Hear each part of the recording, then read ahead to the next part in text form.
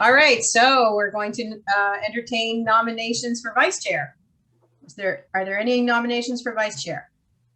I nominate John. John? Is there a seconder?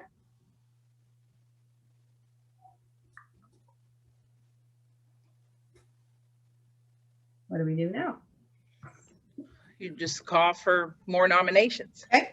Are there any other nominations, Gil?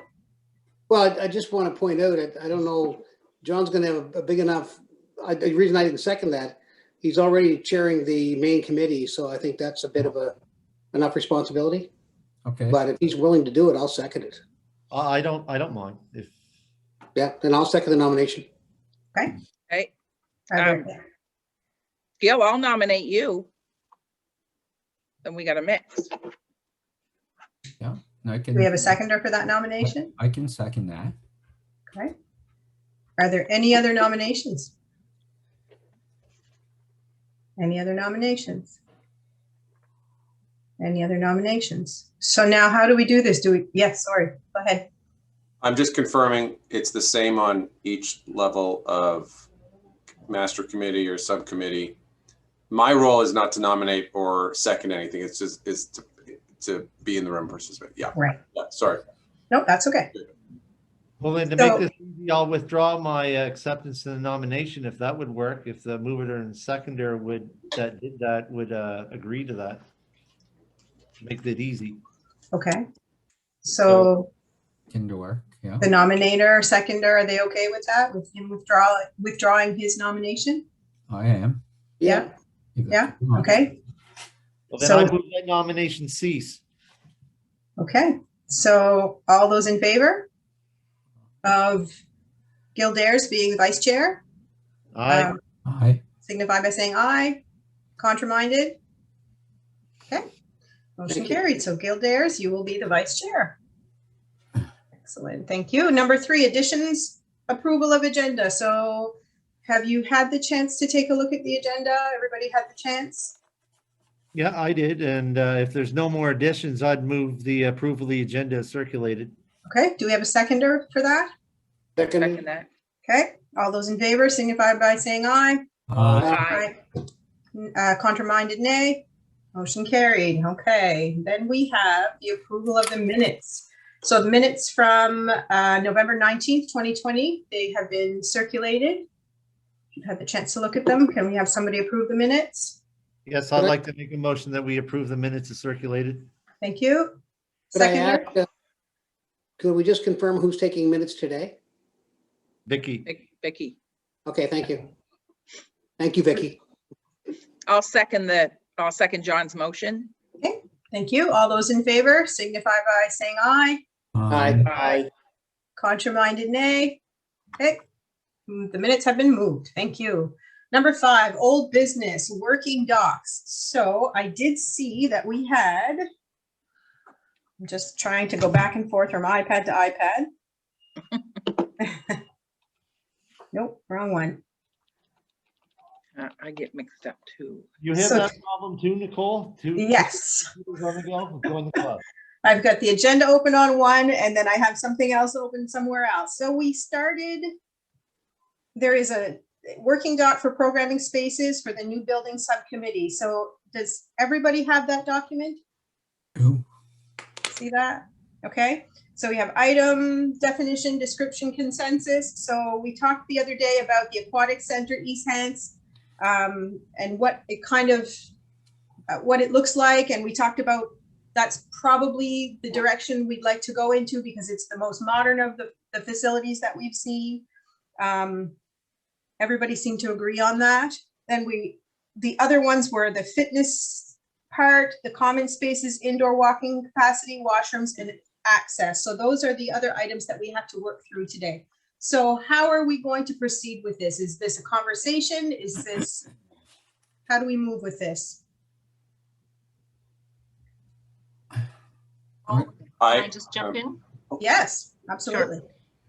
So I'm wondering, so at the main committee meeting, we talked about the East Hants model, and Duran had provided us with some information on that.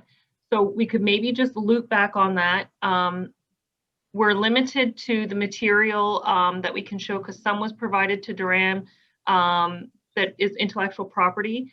We don't have permission to share it yet, but I found some open source images on Google that we can show with relation to East Hants.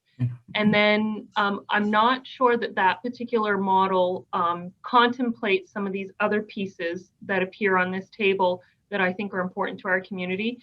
So we can walk through it any way you want, Nicole, but I think essentially staff are kind of looking for some direction from the committee for us to take away and do some technical work around. Okay, so let's take a look through then. So the takeaway for today is what is our takeaway for today, I guess? Are we at a point where we're going to say this is the model we're following? Is that where we are today? That's kind of... So I think we need some direction around that so that we can go back to architects and engineers. Okay. And Madam Chair, there were a couple of takeaways that I had, and I'd like to bring to the next subcommittee or the steering committee. I do have an updated letter. So just to speak to some of the needs or the technical needs, I do have an updated letter received this week from the Executive Director of Swim Nova Scotia, confirming the tournaments that we would host if we met their competitive requirements for regional, provincial swim meets. So not just provincial, pardon me, I didn't, not regional, just provincial age bracket swim meets. So I've got hotel counts, number of participants, families, and I've got basically the inputs here to put into a basic model on economic impact. So I've got that in hand as of yesterday. And then the other thing, if that, I think I mentioned it on the last call, if that East Hants summary, which is attached, it's actually not East Hants summary, pardon me, it's an aquatics center summary. If that was helpful for framing what's out there in the region for aquatics, I can do the same for the other elements. I can do one for walking track and I can do one for fitness. And if that's something you would like as a future agenda item, just to get us talking around technical requirements for consideration, I'm happy to do that. Okay. Do we know, did East Hants have a walking track or no? So the East Hants facility is a standalone pool. Okay. Yeah, so that's unique in the 9 facilities I've toured so far. It's standalone for aquatics. Okay, so there's no walking track or anything in there. There's nothing. No. It's just basically a pool, an aquatic center only. Yeah, if you're just to bring a point on the walking tracks, all the other walking tracks that I've seen in other facilities sit on the upper concourse, upper envelope of a bowl arena, and they're built to purpose tracks around the arena. There's one exception. They're in the PIC2 Wellness Center. They do not have a walking track. It is in their smaller arena, and it wraps around the arena. So the arena floor. So they're walking around the rubber floor that sits around a rink, and so they've squeezed it into that. It's not ideal, but it's there as a walking. They've painted lines on the black rubber. Okay. We just don't have that option in our facility because it doesn't go around. No. I've got photos of that, and I'll put 2 more docs together like that, one for walking track and one for fitness, with the photos I've collected for a future agenda item. Okay. Sounds good. Victoria? So, my son lives in a community where a new facility has been built, and it's an aquatic center, multi-purpose and fitness spaces, along with a walking track, an indoor walking track. And I have a floor plan of that. If you'd like to see it, I could share my screen. It's a $25.5 million project that's just about to close right now and reopen and open to the public next month. So if the committee would like to see that floor plan, I can share my screen. Yeah, and that was 25 million? 25.5 million, yep. And what did you say was included again? It's a 6-lane, 25-meter pool with a second tank. I don't think it's the 3 tank. And I'll go over it with you. There's a youth Okay. center, a preschool, a gymnastics studio. But yeah, I'll go over the spaces. Okay. I'm always nervous to share my screen because you might see my recipe for supper tonight. Do you see what looks like a floor plan? Yes. Excuse me, cold season. So Where I'll is this? increase Sorry, it. Victoria, where is this? This is in Happy Valley Goose Bay. Okay, So the cost to build was in what I would suggest is a remote community. fair enough. Good. And I'll just share a little bit of background. So this particular build project was a little bit reverse engineered. It was what they call design build. So rather than go to market and get pricing based on architectural renderings, the spaces were defined in terms of square footage and use. And they went to the market to hire architects and engineers who could provide those spaces in a certain funding envelope. Okay. So right here at the top left-hand corner is a gymnastics and judo studio. Mhm. And then moving over to my right, here's a little bit of an indoor field house, and the walking track is here. So it's a 2-lane walking track in this space here, walking running track. And then- Victoria, I can't, is there a hand or something? I'm missing it. Oh, okay. I I have can a see little the- white arrow, Pam. Do you see it moving, my mouse? Nope. No, Okay. So top left-hand corner, do you see where it says gymnastics studio? Yep. right on. Yep, so I'm gonna go from left to right across the building. Gotcha. So the gymnasium, which this is where the walking track is, it's 2 lanes, ideal for running or jogging. And then continuing over to the right, this top right-hand corner is all a paid daycare. So they have a daycare that's in the business model for this facility. I'm just gonna try and drag this over a little bit for you, if I can. There we go. So preschool rooms, school age room, office, kitchen. And so this is going to be a user pay space inside the business model. Now I'm going to go down the page. Youth center, quite a big allotment for lobby space. And then I'm going back over to the left here. So they've got a child minding facility, which is not the same as the daycare. They've got a multi-purpose room. And then they've got all of their kind of support spaces here. So at the top left is, now they have gone gender-based here. They've got male, female locker rooms. They've got shower spaces and washrooms here. And then if we come down, here is the 6-lane, 25-meter pool with the ramp like we saw in East Hants.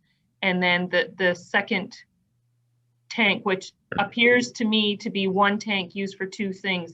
A kiddie pool and maybe the therapy pool. And again, they have the accessibility ramp in it.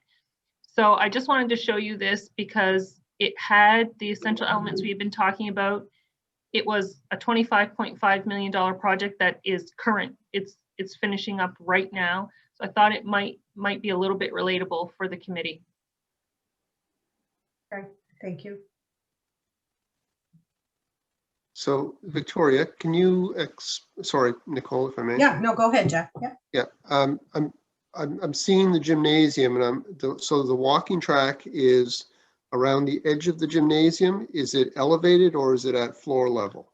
It's at floor level, Jeff, and I think this rendering is That's probably not exactly what was built. I think maybe they contemplated a gymnasium here Okay. and they added the walking track. So the walking track isn't penciled in, but it is in this space Okay, on the perimeter here. And And so this is 602.1 square meters, this space. I don't know what that means in square feet. Where's Alain? Maybe he can do that conversion for us right quick. It's usually 3.3, is it not? Is it 3 point? Yeah, because 2.6 is kilometers, right? So it's like 2,000 square feet, maybe. I'll double check. it's gotta be bigger than that. I'm gonna double check that. I see they've got a I will climbing say wall. They got some bleachers. I did get commentary on walking track placements in a gymnasium, in that if they are at the field of play, it's hard to Yeah. manage for access when there's activity on the courts. Yep, it limits how many things can go on in the space at one time. Yeah. Yep, I hear you. The YMCA that just opened, that said, the YMCA downtown Halifax, serving Halifax and Dartmouth, they have a walking track raised above their gymnasium. Mhm. And So 600, I have photos of that I can share later. Yeah. okay, 602 square meters, Ellen is telling us, is about 6,500 square feet. I was double checking the zeros there. So there's no fitness. There is, no, they've opted to put a youth center in here, and they've allocated spaces for daycare. There is the gymnastics studio. That's 195 square meters. So I'm guessing that's something like 1,500 or 2,000 square feet, roughly. Yep. So in terms of the total square footage, I thought that this would be relatable to the committee for what I think I'm hearing you say. So this is just me sharing this. And this is a standalone building. This isn't a building that was contemplated to be an expansion to an existing facility. This stands all by itself in the community. Right. Okay. I'll stop sharing, Nicole, but if anybody wants me to bring it back up, I will. Okay. Thank you. Question, if I may. Yes. When, Go ahead, when Ben. was this built? Is that brand new, just now? Yep. So the building is being commissioned this month and it'll open to the public next month. 25.5. For the councillors, I'm sorry, did you have your hand up? No, continue, Danny. Go ahead. For the councillors that met with DOT, TIR, keep calling it DOT, TIR, and there was a lady there, Diane, I think her name was. Diane. Diane. She went over project cost that if it went over that they may not look at it. Do you remember that? Did she say that to them? Yeah. Did she say that to the town and the municipality of Yarmouth as well? Yeah, she did. Okay. And she emphasized a lot on 15 million to 20 million, and preferably lower than 20. And anything over, did she not say that there's a good chance that they wouldn't even, that it would probably be put aside? Did she say that? Am I wrong in saying that? Oh, that's what she said to us. That's what I got. That's, That once you reach above that there's a hell of a lot less chance that we will get funding. Yeah, what she said specifically in our meeting, just to clarify, is that it's likely that our project would be set aside and not dealt with as a priority if it was much higher. Right. It would take longer. It would take a lot longer, yeah. But it could be. It's not that it wouldn't be then. It's that anything else that would be a priority would certainly take precedence over what a project of that magnitude. Right. Did you want to say something there, Moon? I did. Jeff, you're better with this than I am. So the percentages, right? So they were giving us percentages, which were pretty high and pretty nice. Mm-hmm. But you know, if the build were 25, I mean, I keep saying this, and I don't think I'm wrong. There's no sense building something for 20 million if you need something for 25 or 30 million. Like, you know, unless you, number one, do it in stages, or number two, you know, you give them the 20 and then we would have to come up with that extra 5. There's options there. I don't think they would throw it away. It's just, this is their level of Yes. where they would come. So there's In options. in order to get their percentage that they were saying there. Yeah. Their percentage of a certain number. Right. CEO Muse? So this speaks to strategy on the project. So the project will be 2 phases. It's that simple.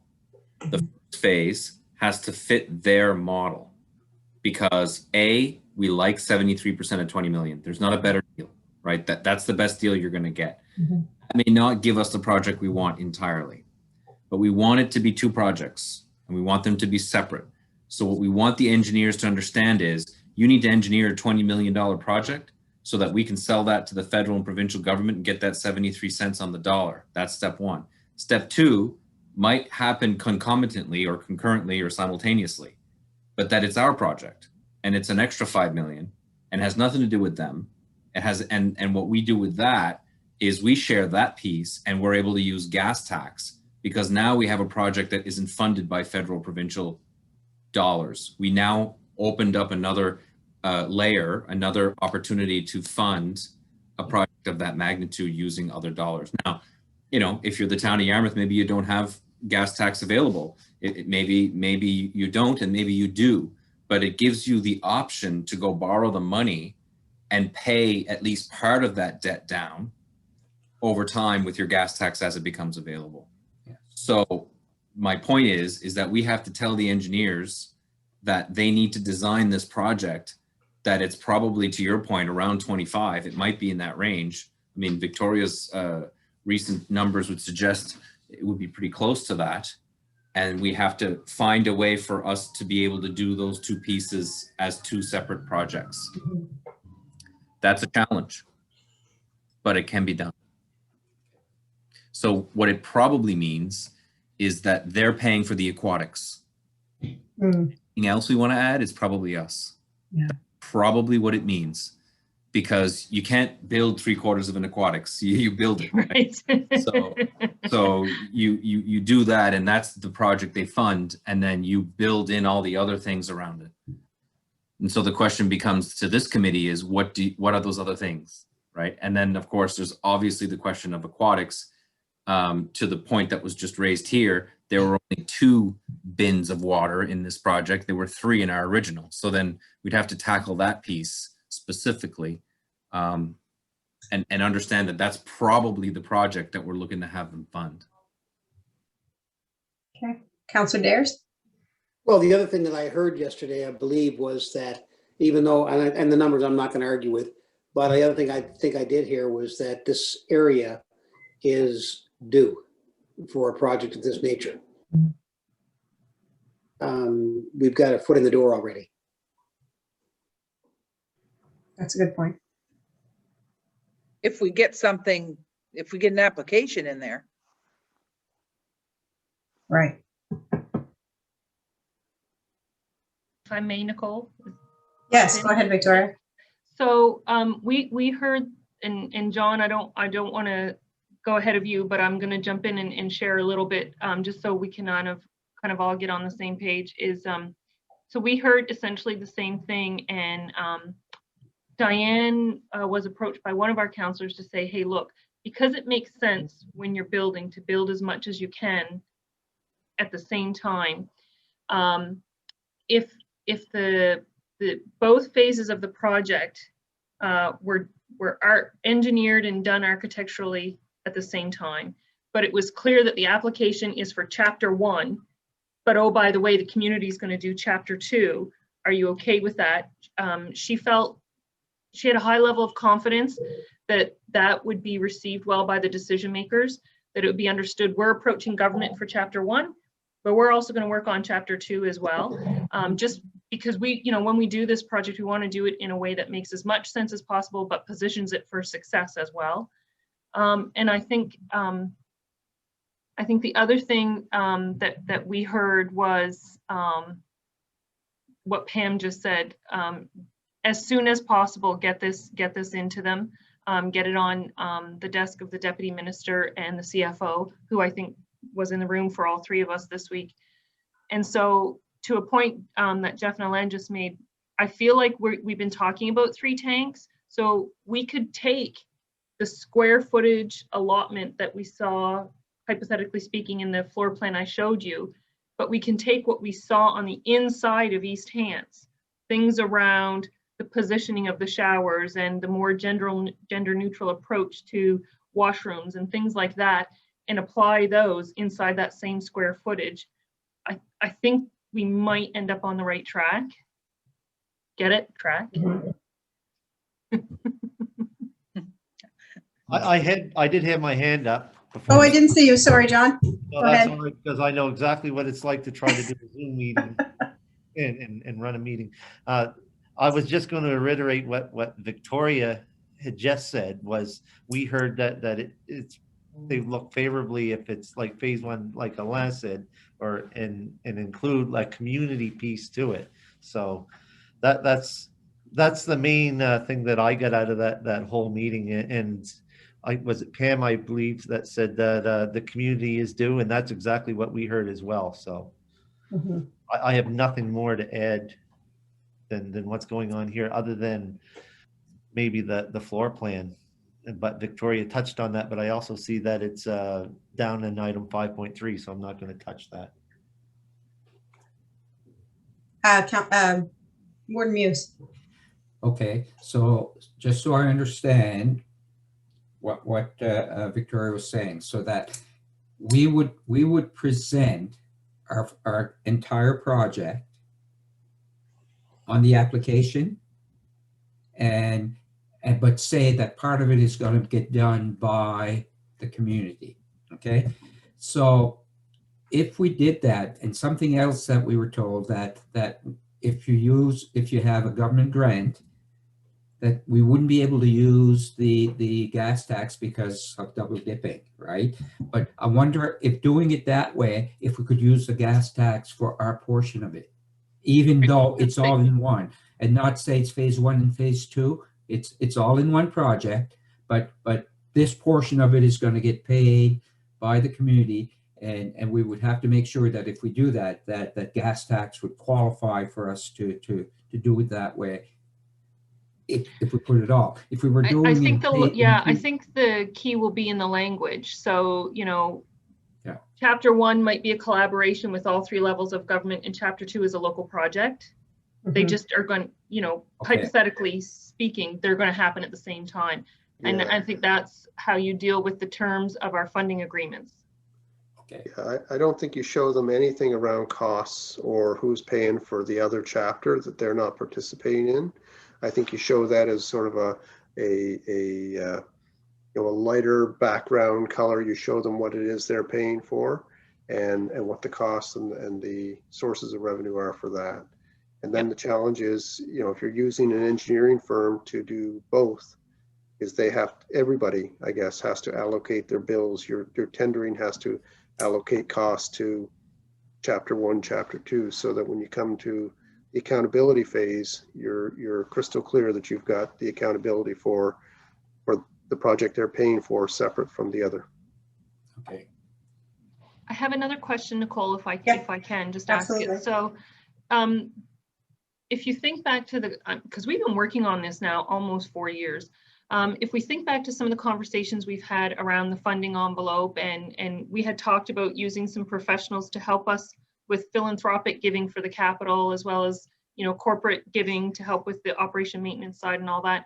And we sort of heard some mixed messages around that over the course of how we've been working on this project.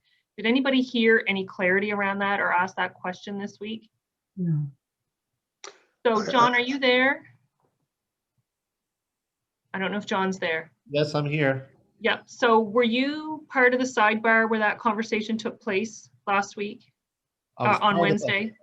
I was part of a sidebar, but I wasn't privy to all of it. So I think what we heard was,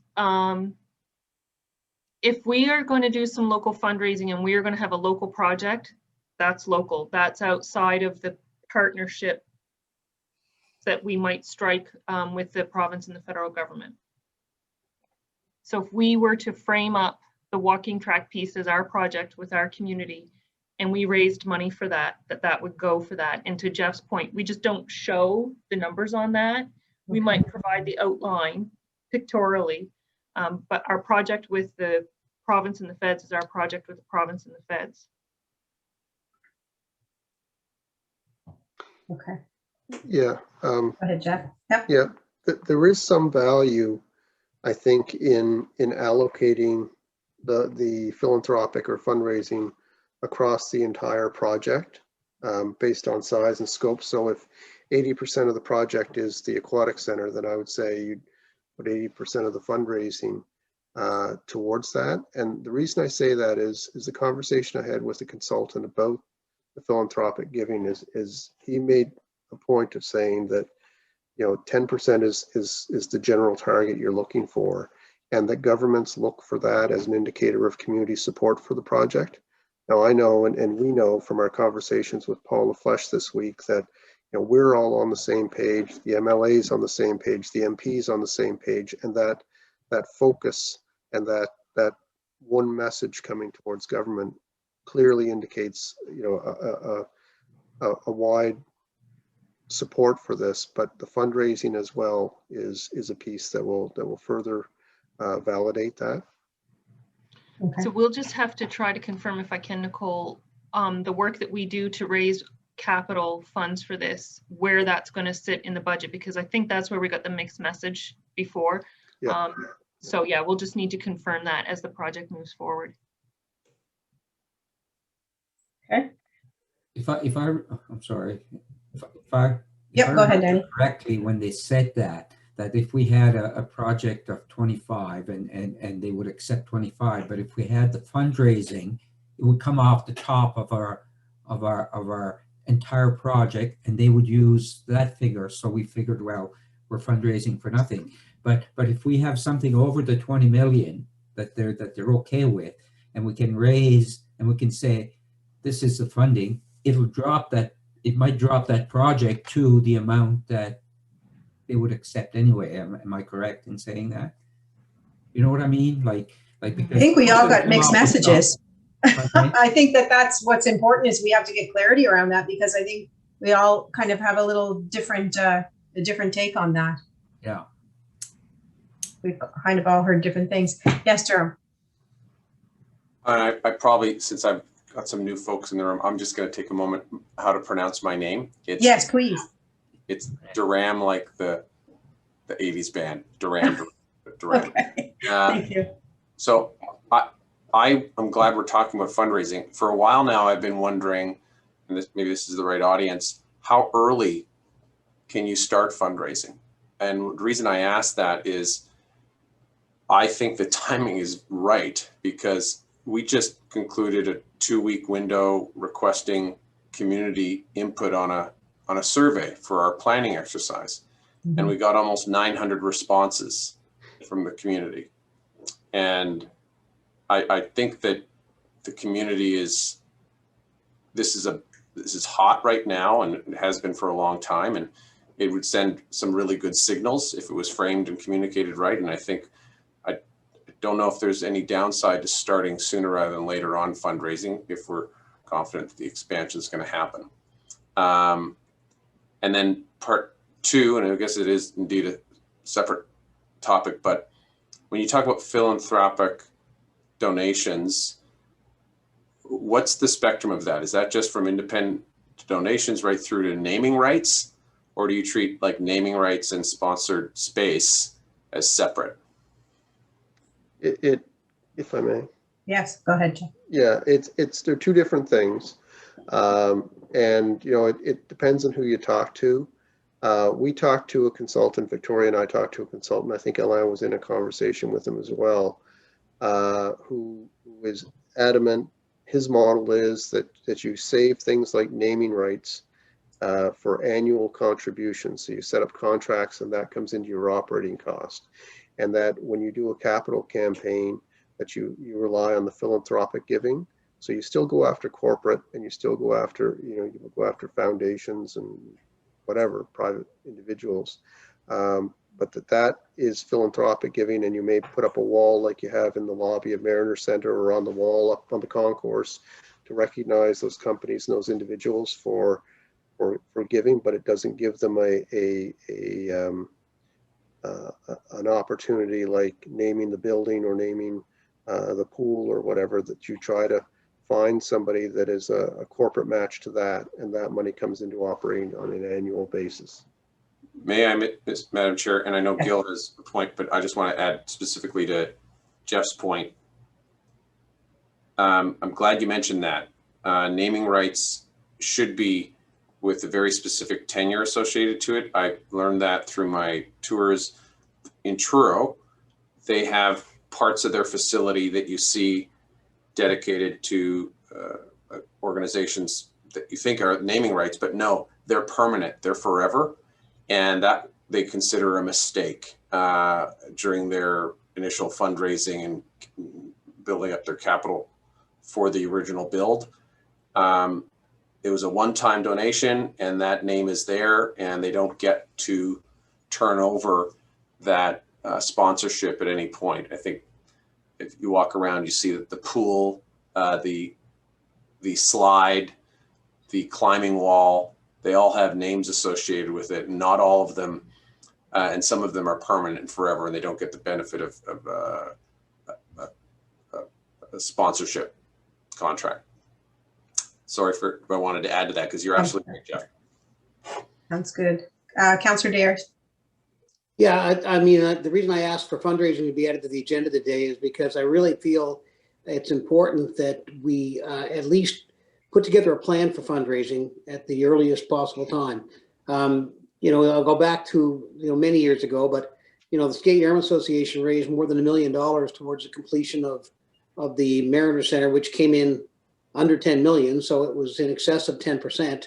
But it was a long, tedious journey to get that more than, I think it was around 1.2 million at the end of the day. But you're right about the naming rights, those kind of things. That's something that really has to be talked about. The dressing rooms, for example, at the Mariner Center, I think there's a 25-year life on the name of those. So at the end of the 25 years, you can resell those spaces. And that was one of the lessons that we learned early on. But I think it's important, if you're going to put this project together, that at least the plan, developing the plan for fundraising should commence tomorrow. Okay. And we can skip that on the agenda now.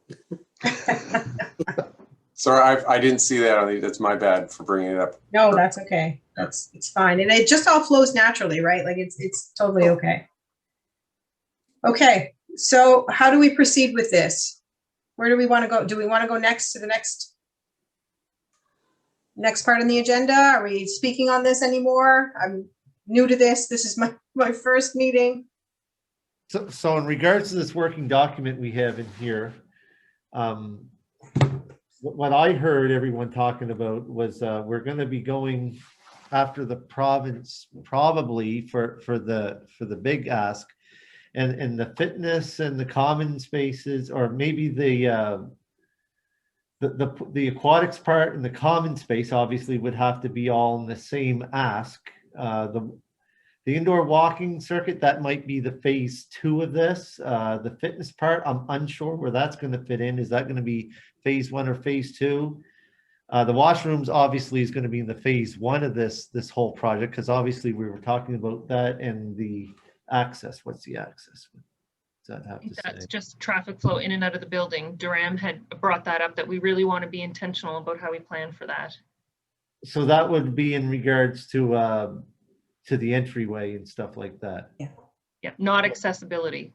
Not accessible, yeah. So that would be also included in the phase 1 part of this project. Am I off balance here? Because we talked about having to do this in 2 phases, because we pretty well know that the ask is going to be over 20 million, what the province is, or what we all heard is comfortable with. So if we do that in 2 phases, I guess we're going to have to split up the main envelope, which would include the pool, the washrooms, and the access, and maybe the fitness. I'm not sure if that could be fit in there, but the walking track and other stuff, which we would work on a separate piece, would be phase 2, correct? Is that what I'm hearing? If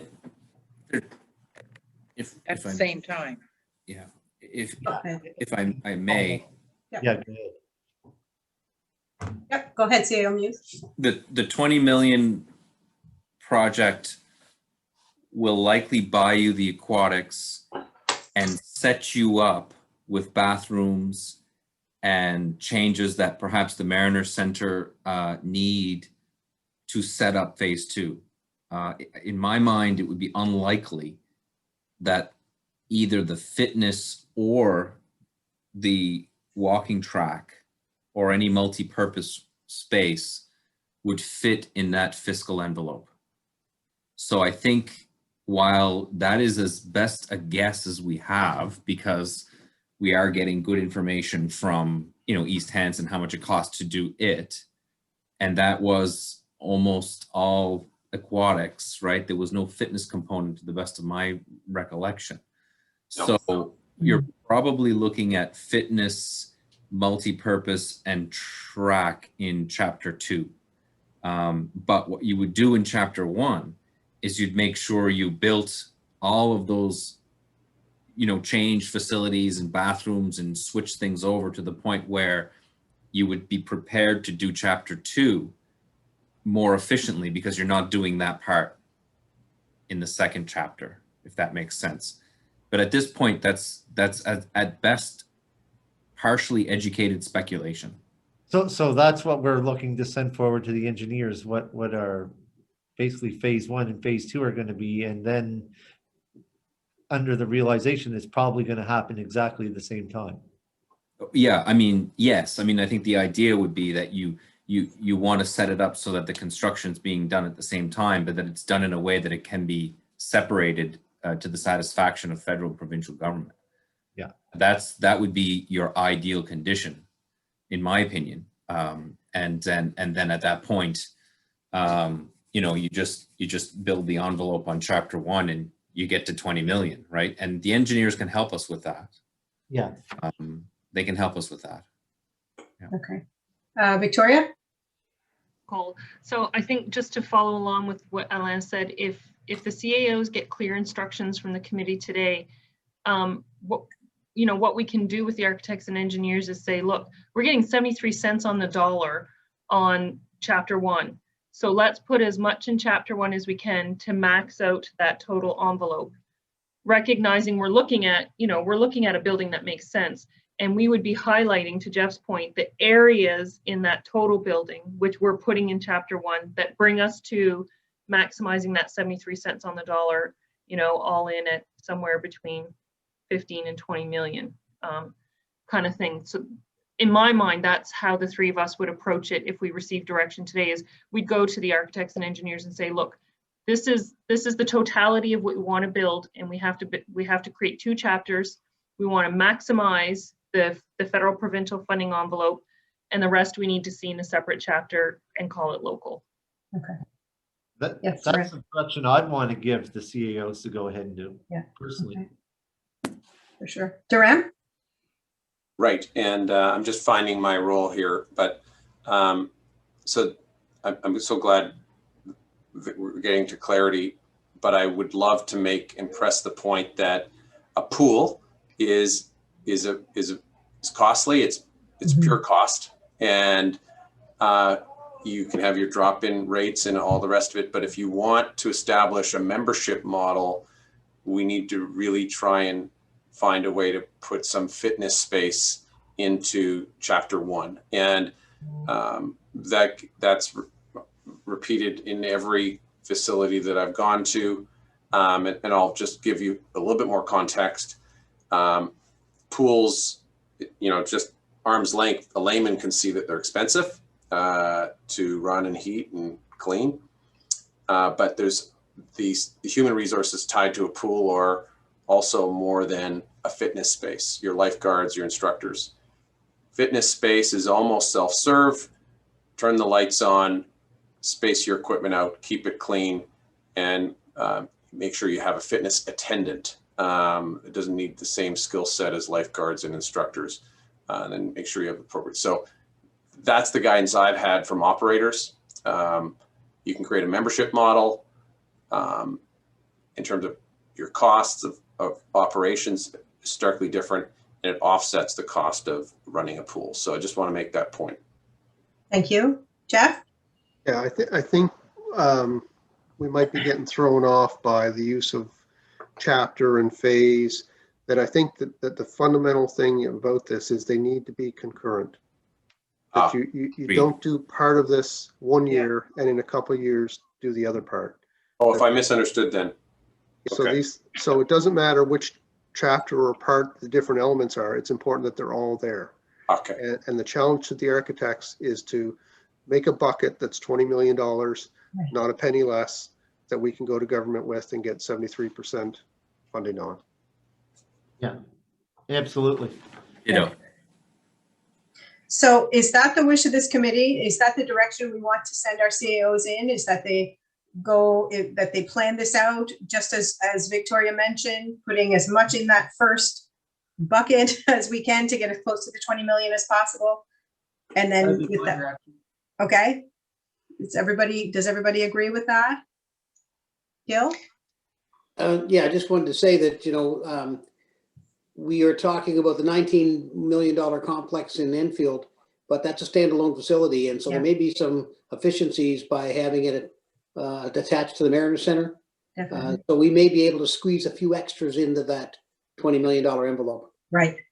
agreed. And Pam? Yeah, the other thing, I've spoken with this to Jeff, the finishes, which I don't understand, but the outside finishes and stuff like that, maybe there's some cost savings there. I know it needs to look decent, but it doesn't have to be, marble on the outside and gold plated. Right. We need it to service our people, and yeah, thanks. Sounds good. Alan?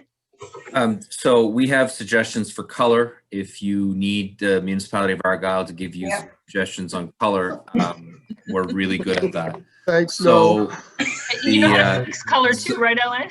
so we have Lots of extra colors that might look circus-like in case you're interested. I would say that the instruction to the CAOs, I just want to get a little bit more detail on it to make sure that we represent you appropriately.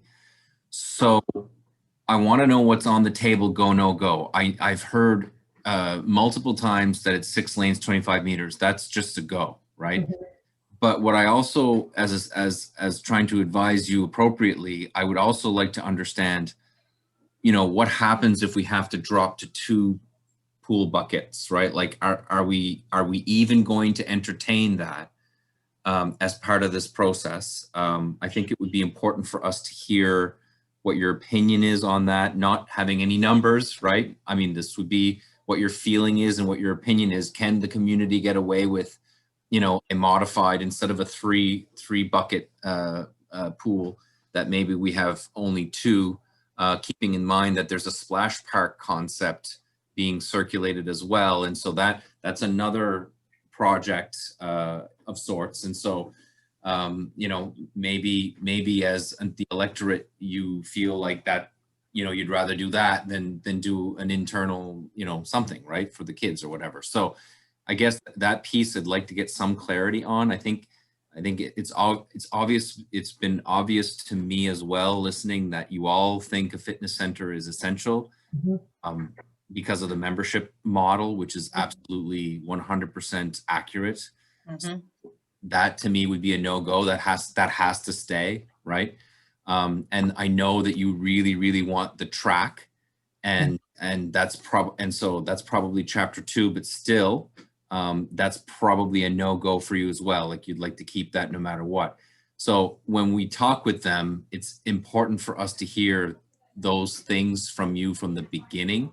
And then we come back and we say, look, it's 30 million. Like, you say no go for all these things. We're still at 30 million. We got to say no to the things you said no to. Right. Okay.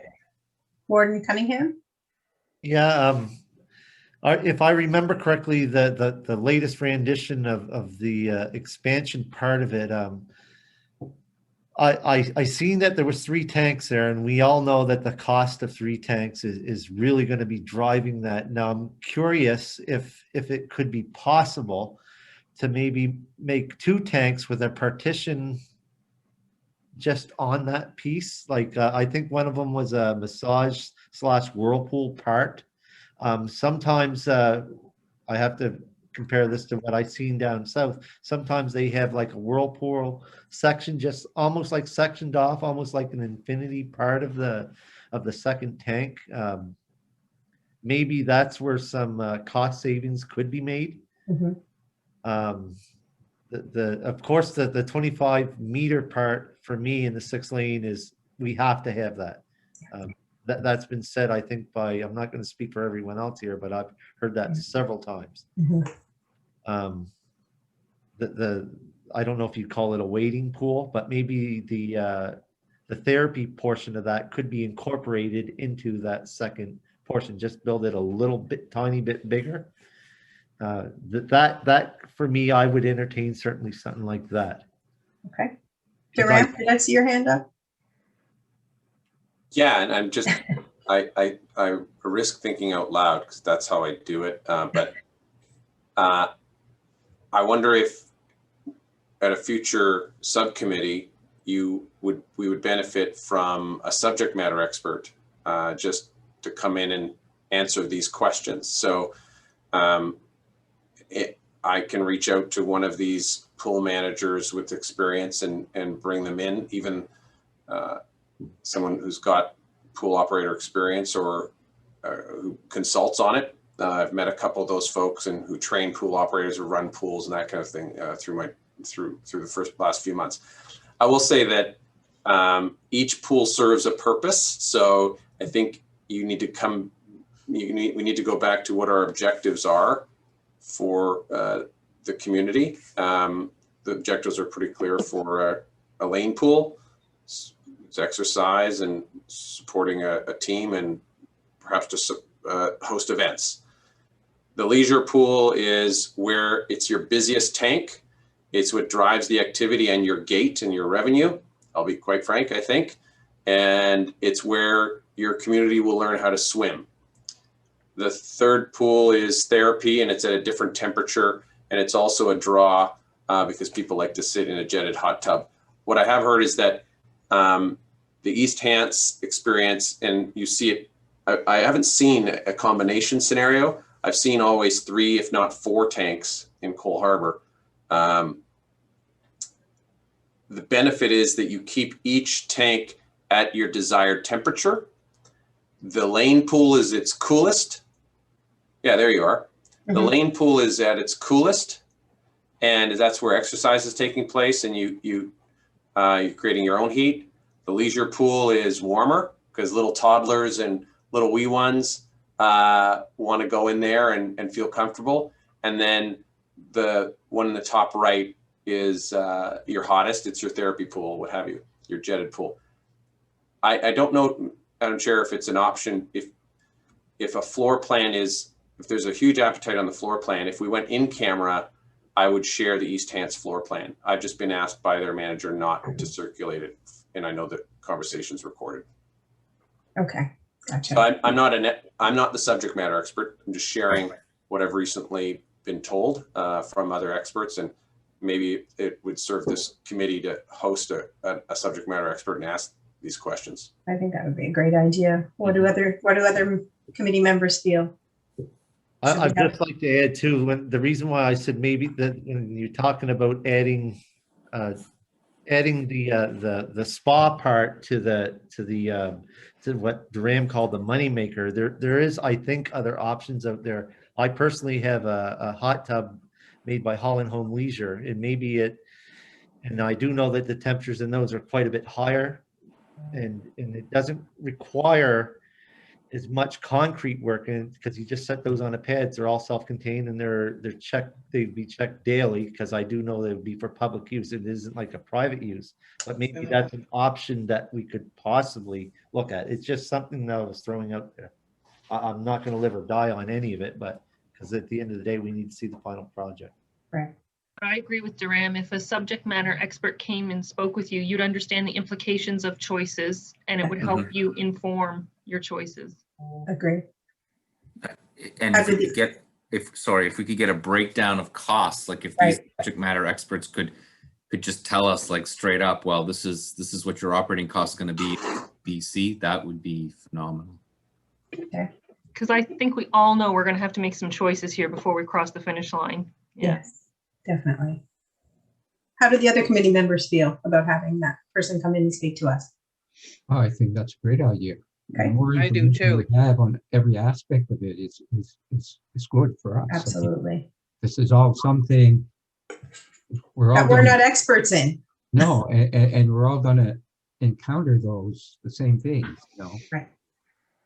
Okay, so would you be okay with doing that, Duran? Having somebody come in? My pleasure. I benefit like you do. So, and Okay. if I'm going to ultimately operate it, I'm being selfish. So cheers. That's wise. Definitely. Do we need a motion on that? Have him ask somebody to come in? Did It you say might yes? be a good idea, Nicole, just in case there's costs associated with getting Okay. that advice. Sounds good. So can we have a motion to have a subject matter expert come in? Motion by Mayor Moon. Do we have a seconder? By Councillor Dares. All those in favor signify by saying aye. Aye. Contrary minded, nay. Okay, motion carried. So was there anything else on the working docs? Do we feel okay with that? Do we want to move on? Next item? Okay. Next item is Durham's summary. I think Oh, is that to Yeah. be reviewed here? Okay, that's the next. then let me pull it up. I didn't know if there's an appetite to do that again. Let me find it. I have it. Okay, You want me to screen share? sure. Yes, please. So we've been speaking to a great deal of it. Mhm. Pull that up into the right area here.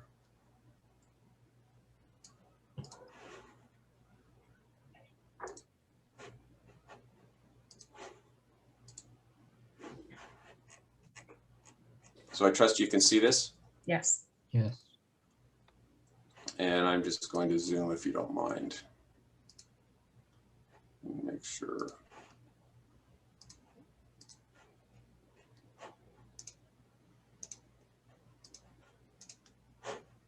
Okay, so I mentioned earlier, Madam Chair, that I do this for my own benefit.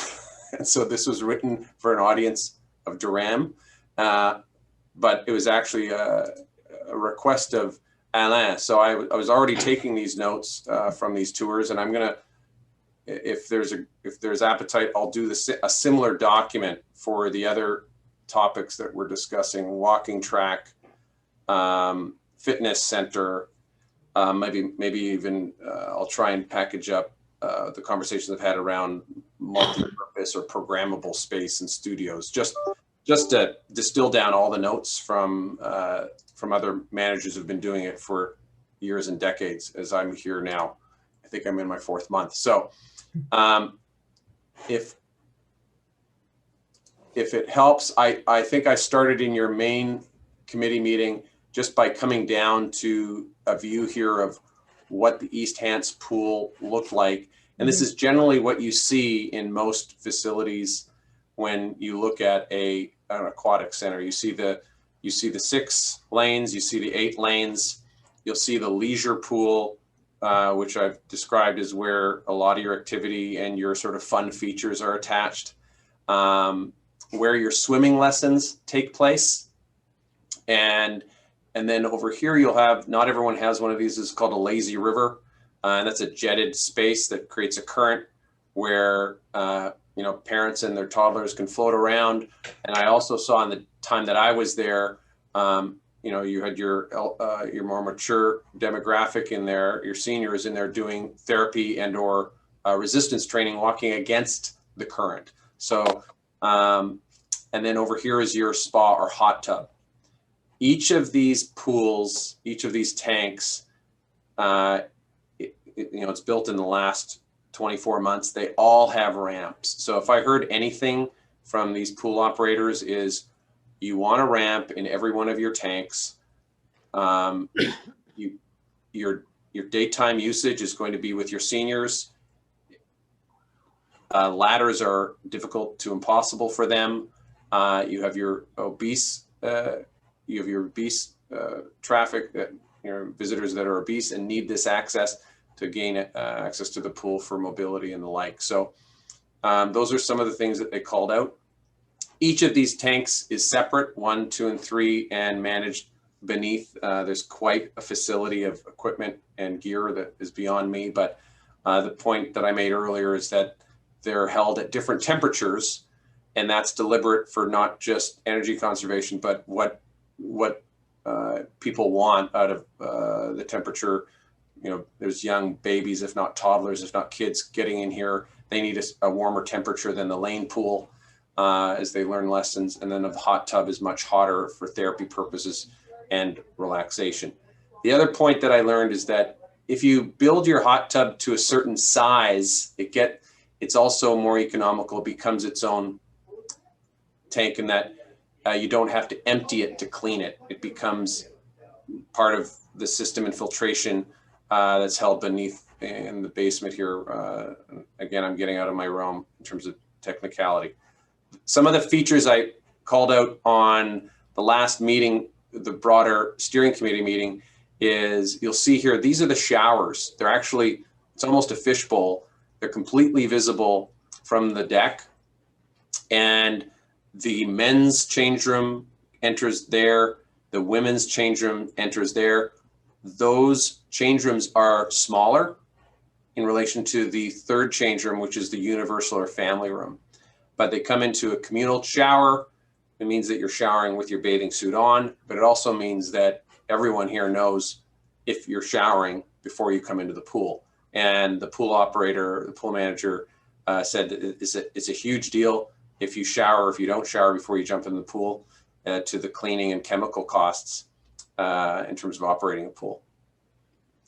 The pool deck is it's probably one of the smaller decks that I saw from the 8 aquatic centers that I visited. But I think I came up on the last meeting that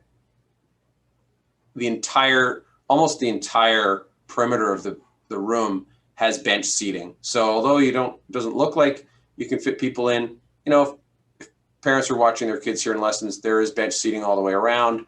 And there is a little walk-in curbed off area here for strollers and maybe some chairs and cafe. The lobby here is also glassed in, so you could be, if you don't want to stand in the humidity, you could stand, is limited. So in terms of hosting events here, I think that's probably one of the cons of the design. There's not a lot of space here if they're meeting requirements for hosting events on the deck. So that's just, I could take you into my photos and show you some other facilities, but I'll offer that in a minute. Madam Chair, I'll pause here. I think everybody here was on that committee meeting. So before I go any further and go into and risk repeating some of the bullets that I shared in the committee room, is this a benefit again as a review? Should I keep going? What do people feel? Do you want him to keep going? Are we good? I can take another 5 minutes if it helps review and reinforce some of the things I've documented. Is that okay? Yeah. Okay. Go ahead. So the other key features here as we get closer to the technical aspects, in terms of the leisure pool, which is the pool that's getting the most traffic, is what I was educated on. The design of the leisure pool should get a lot of attention. Best practice is very wide steps that enter the width of the pool if possible, rather than the narrow end. And that's where a lot, if you can imagine, younger ages, parents with their wee ones, toddlers, 4, 5, 6-year-olds, who are getting their confidence in the water, they step into step 1, they're up to their ankles, they step in step 2, they're up to their knees or waist. And that's where they stay for maybe the entire time they're at the pool. And they have that option to control their depth and still be wet and play. So wide steps tiered into the water is the best practice. The other best practice that I'll repeat here, and I know I did it on the call, was in that space, the ability to run lane lines or divide the water up so that you can, with multiple instructors, deliver on multiple lessons in the same space. And I saw that firsthand in the Zatzman Sportsplex. When I was there about 5 o'clock, which is probably the busiest time of the pool after work. Everyone's bringing their kids to the pool for their lesson. That leisure pool was split into 3, if not 4 sections. And in each section, again, steps into each section up to waist deep water, had an instructor and a different group that was being served with lessons. And it was just awesome to see. And then along the deck, just thick with their parents watching their kids receive that lesson in the roped off grouped space in that leisure pool. The leisure pool is also where you access at different times of the day of different programming. You would turn on different features like spray and sprinkle features. So if it was in the afternoon, the weekend, or at different hours, you would turn on these features and it would just be unstructured play in the leisure pool. The lane pool is straightforward. I think you've probably been in many conversations, but the basic standards to host host provincial events is where the swim team is at. And I have a letter that that updates, if you can still see my screen. This is an updated letter that I received this week that actually blocks out some of the economic impact. So I'm going to take that and with an appropriate model, put some numbers together that show economic impact of the tournaments that we would host if we met those basic provincial swim meet requirements for the 6-lane pool. Is this letter been shared, Madam Chair? Should I get this in your hands? I don't remember seeing that one. There was a shorter letter and she updated it for me Okay. based on my takeaway from the first steering committee. So she updated it with some basic inputs around what a technical provincial meet would deliver for families and total swimmers and night stays in the. Okay. Yeah, we did. Yeah, we did have a shorter version. So I'll get that okay. updated one to you. Okay, sounds good. I've already mentioned the spa and hot tub features. Most aquatic centers had a water slide, the exception being YMCA's. Some had a splash pad, per Alain's earlier point, that's being supported on the outside here on the grounds here for the Mariner Center. Some had on the pool deck and some had it right there adjacent to their facility outside. We've talked about some of the unstructured plate treatments, but then accessibility, and I'll repeat, the accessibility was really a theme. Yeah. And you could see that, you could see the way these facilities had learned over the years. Change rooms, if you go to the Cole Harbor place, it does show its vintage in terms of when it was built. Those change rooms and the accessibility of those change rooms versus the renovated Zatzman Sportsplex and what they've done for accessibility and removing doors and modernizing their change rooms. And then to the the most newest pool, which is the East Hants pool, in terms of the size of the doors, removing the doors completely, just simple entryways, maximizing the space around the family and universal change rooms, varying the locker depth. So it really comes down to even the lockers are deeper and have a more variety of formats in the family or universal change room than they would in the male female. So it's been interesting. Making sure you recognize that you want a variety of locker formats that allow for, pardon me, did I bring it in here? Rented, coin, straight up lock, etc. So having that variety there this is also a source of revenue. So making sure you put that in your plan for the proper mix. Operating costs can be impacted if you don't design for a clean or clear line of sight within the pool space. So as you train up your instructors and your lifeguards, If you do not have a clear visible space, you'll have to double up on your lifeguards to ensure a safe space. A couple other flags on the community room space associated with an aquatic center and the office space on deck. Birthday parties with a pool are a big deal. So having your birthday at the pool is a major revenue stream for these. In fact, the anecdote shared to me by one of the East Hants pool tour was they were about to open in pre-COVID, and they had their birthdays booked through to the summer, and they had one community room. So if he could build the design again, he'd have 2 to 3 community rooms, because my birthday parties, I can't turn down a birthday party, which means I'm turning away yoga, I'm turning away other activities or other programming that I can put into a separate room.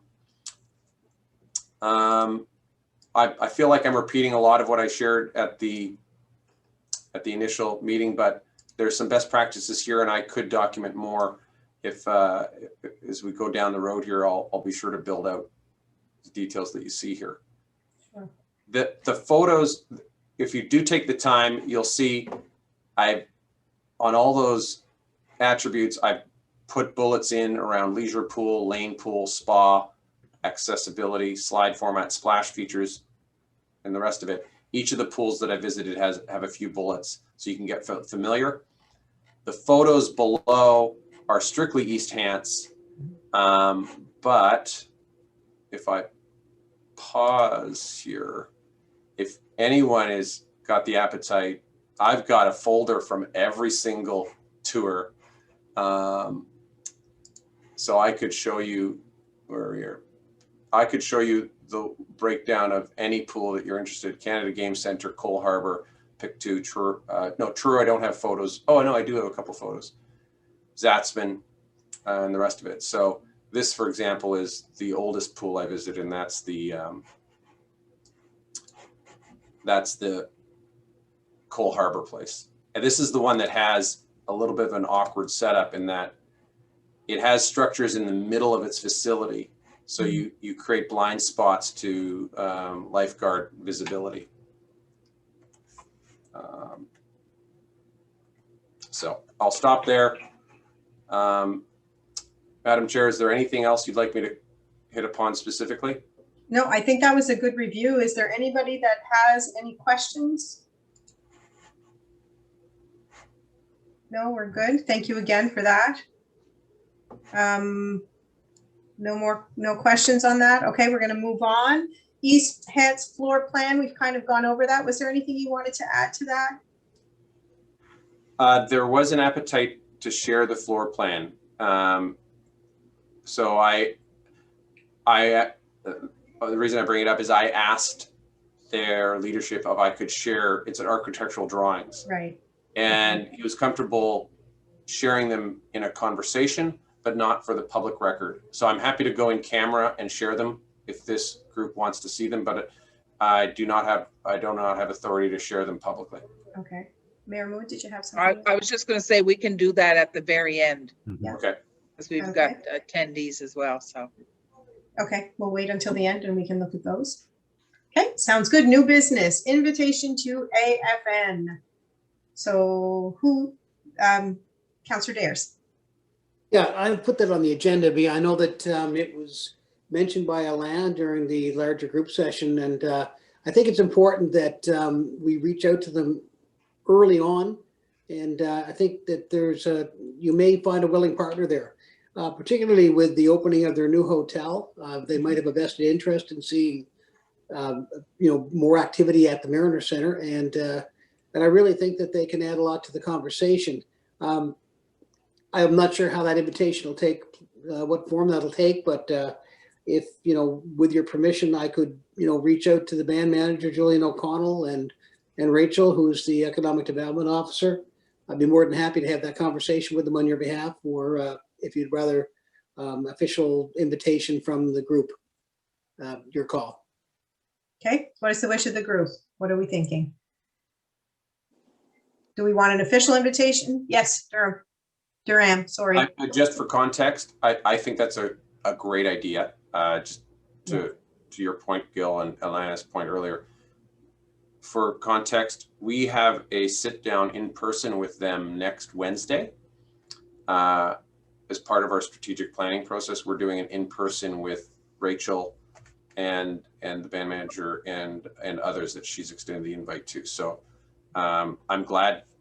I think that's a great idea. However you want to make that invitation, we've tried with our strategic planning exercise to establish that partnership, and I think it would be great for this group as well.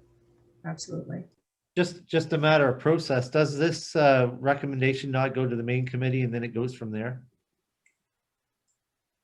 That I'm not sure of. Because I don't remember reading anything about the subcommittee being able to do that, and I have it here somewhere too. But I have no problem with what's being suggested. I just want to make sure that we follow the process. That's, oh my God. So what you're saying, Warden Cunningham, is that it has to go to the main committee first in order for us to send out that invitation? That was my understanding from the terms of reference. Okay.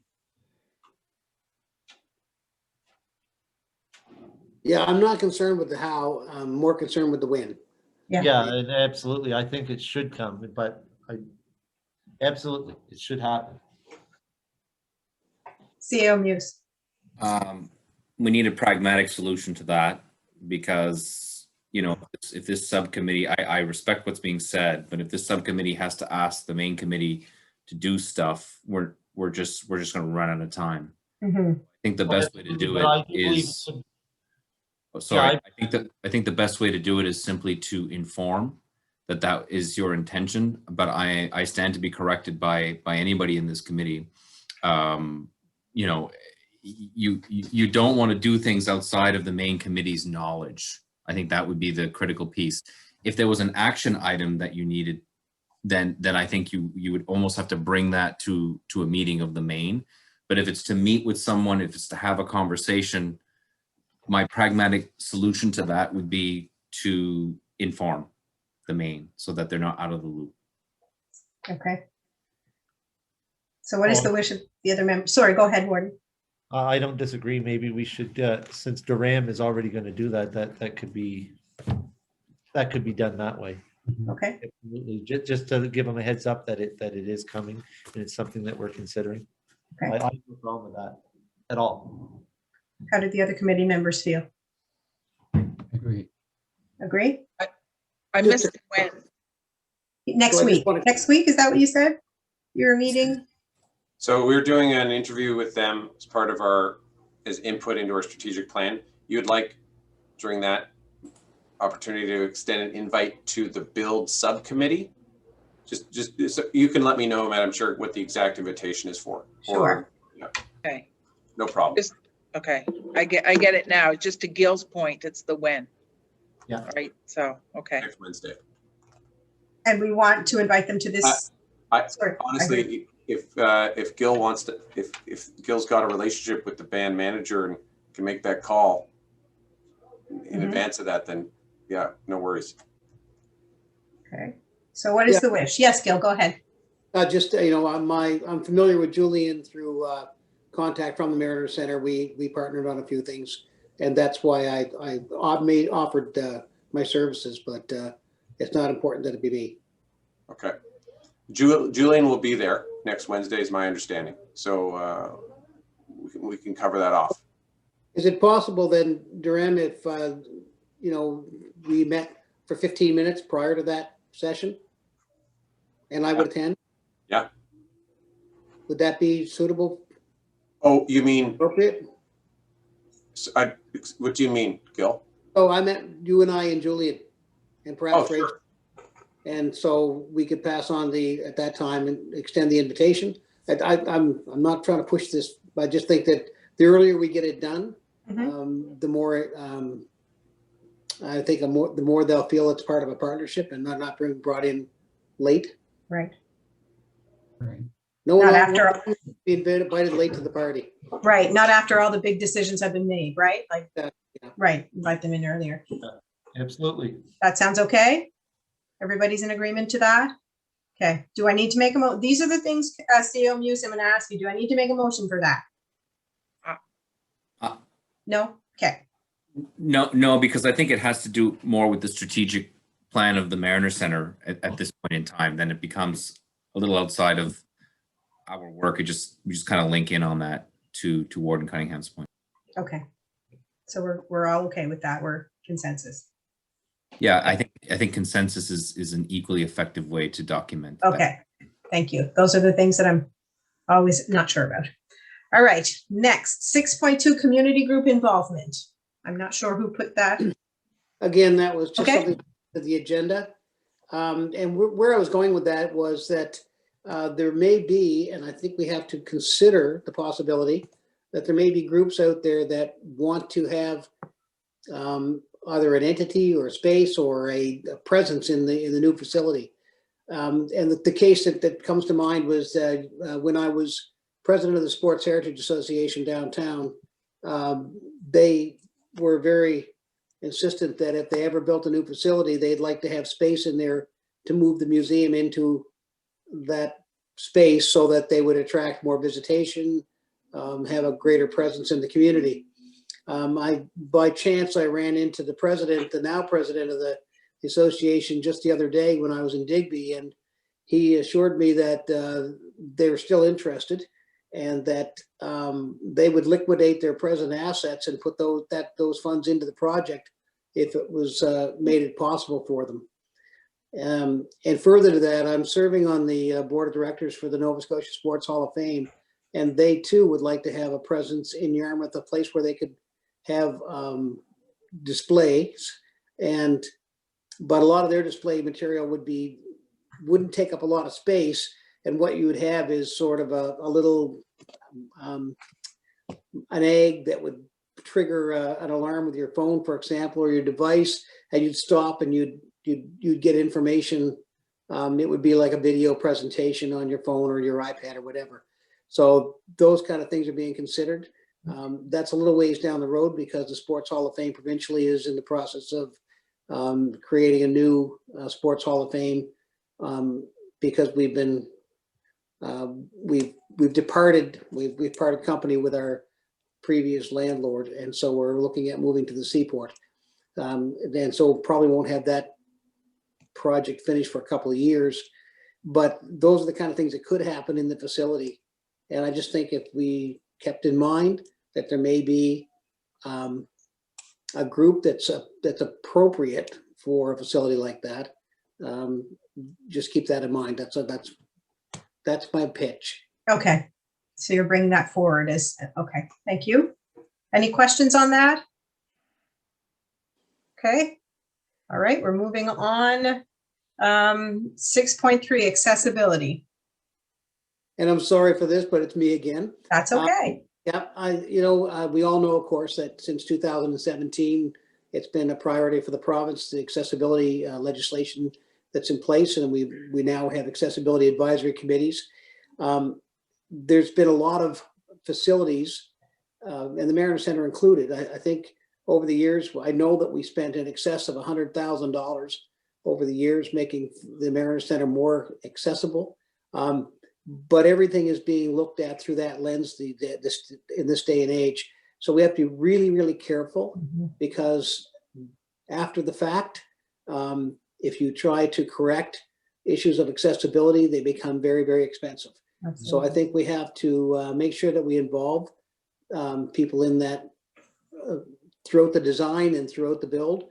We have to make sure that we are always looking at it through that lens or having somebody offering that kind of advice or expertise to us.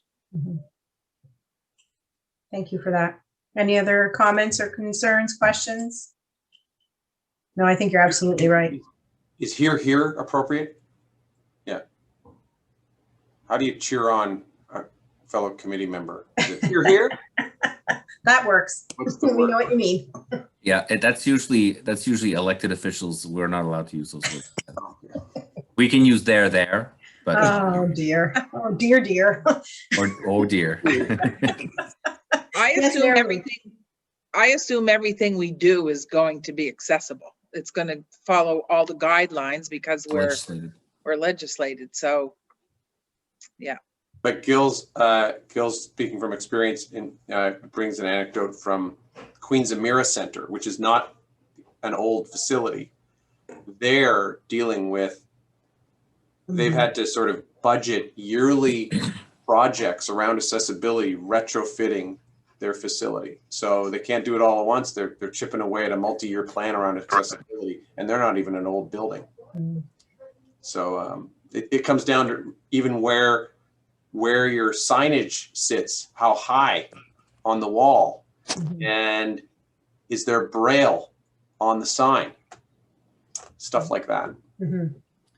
The gold standard for accessibility is the Rick Hansen model. And I don't think that's the legislated model. I think that's like beyond the legislated model. I mean, one of the takeaways from this in my mind would be that we should probably mention it to our engineers that, you know, what does the Rick Hansen model look like in this construction, and what is their practical response to that? And that is the gold standard, right? Like, so when I say gold standard, that typically means, you know, quite a bit of money, but you know, if you don't get it right the first time, you're paying more than twice the amount to fix in the long run. Yeah, it's a lot of new builds. They have somebody come in and do an accessibility audit on the design. So they ask specific questions, and I think that's important in this, particularly as public of a building, as this is as public of a building as you'll find in terms of volume, right?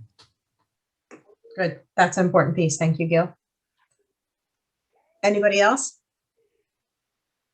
Okay. Fundraising, we've already gone over. Was there anybody who wanted to add anything else to that? I do know that there's some community members that are looking forward, if there's a fundraising committee set up that they wish to sit on there. I'm not going to speak their names in public until I get okay, but however that's going to go forward, I do have some names that wants to be involved, some very prominent business people of large businesses here. So. Hold on to those names. Oh, absolutely. All right, sounds good. So we're going to go, do we go in camera now? CAO Muse? I'm going to rely on you. Thank you. So we need a motion to go into camera? Well, Madam Chair, I can start with the photos I took, which I'm comfortable sharing in public, and then I can limit the in-camera to the floor plan. Okay. It's probably best. The floor plan is very architectural. It's not graphical. It's so the photos will probably help, and then we can go into the architectural design. Okay. So I can start with screen share, and then. But is it still recording? Yeah, it can record for now. Okay. All right. Go ahead.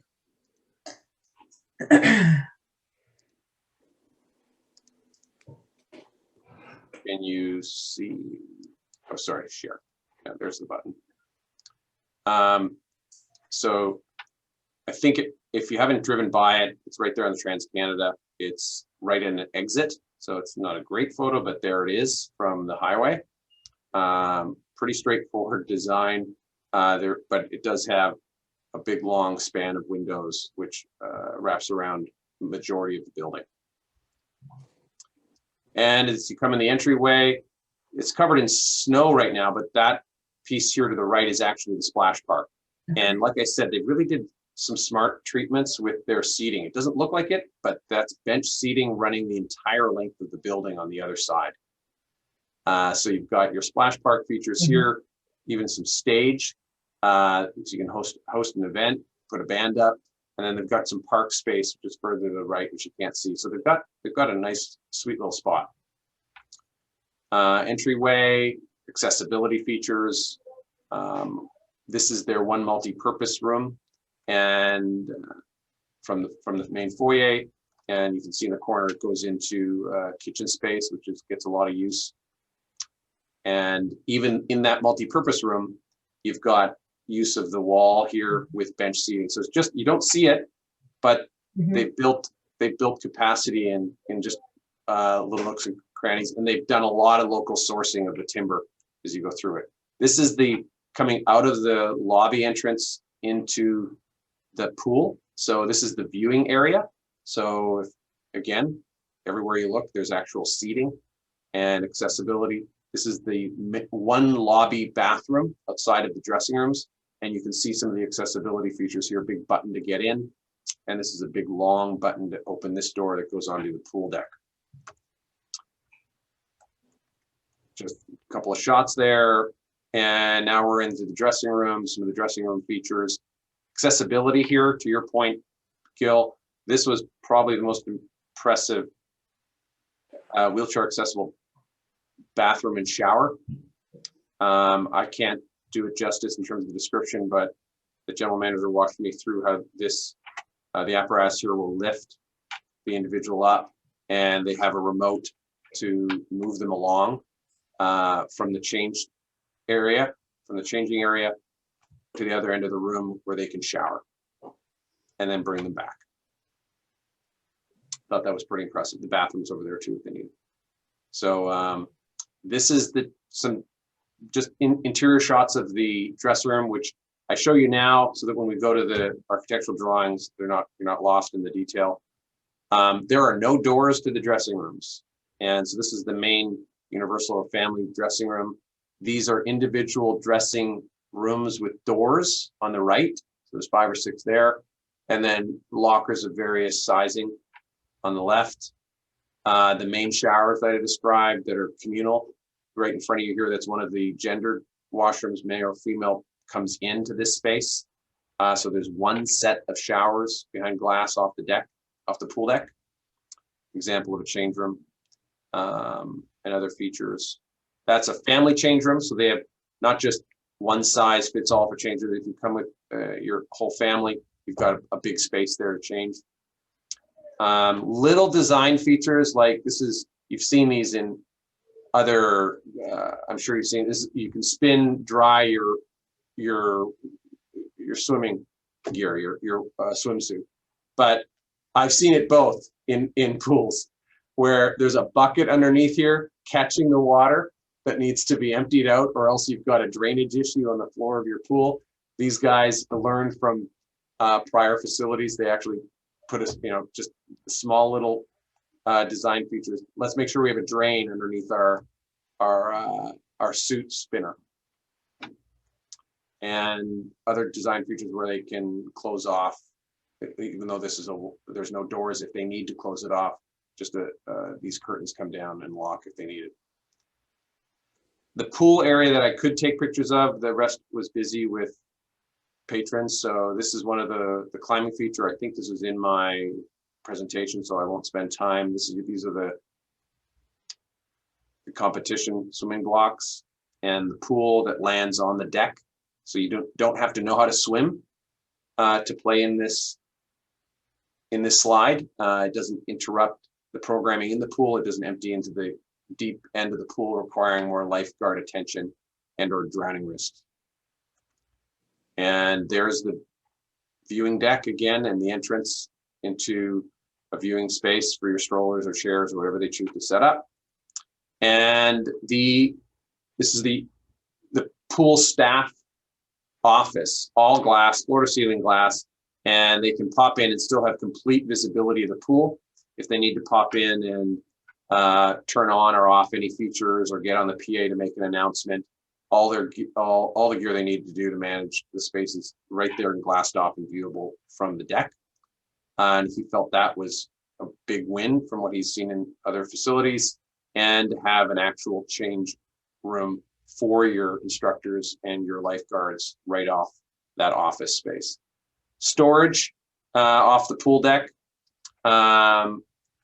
And then we go into more mechanical areas. So I'm not going to spend time there other than if you're interested, I've got all kinds of crazy photos. It's insane what is required for mechanics underneath a pool. Like this goes on and on. These rooms, it's just, and to know that it was only 3 months old, it was sort of impressive to walk around and see the UV treatments. I took a video, but I won't bore you. So that's. Okay, can I have a motion to go on camera? I so move. Thank you. And the seconder? Thank you, Warden Muse. All those in favor signify